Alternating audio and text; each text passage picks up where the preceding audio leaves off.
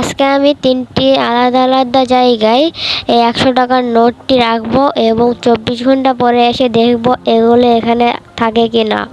তো প্রথমটা রাখলাম আমি এখানে একটা মাটির গর্তে, মনে হয় না এখানে কেউ দেখতে পাবে।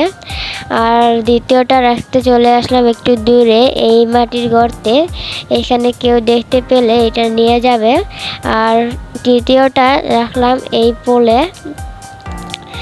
আর সবার শেষে এই ১০০ টাকার নোটটি রাখতে চলে আসলাম এই খড়ের পালায়, এখানে একটা গর্ত করে এইখানে ঢুকে দিলাম আর খাড় দিয়ে মুজে দিলাম যাতে কেউ দেখতে না পায়।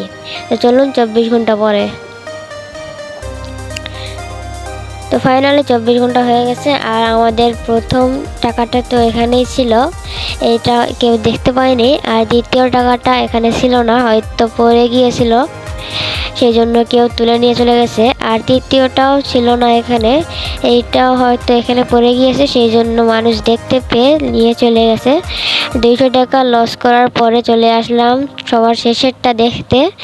এইটা এখন খড় তুলে দেখবো এখানে আছে কিনা।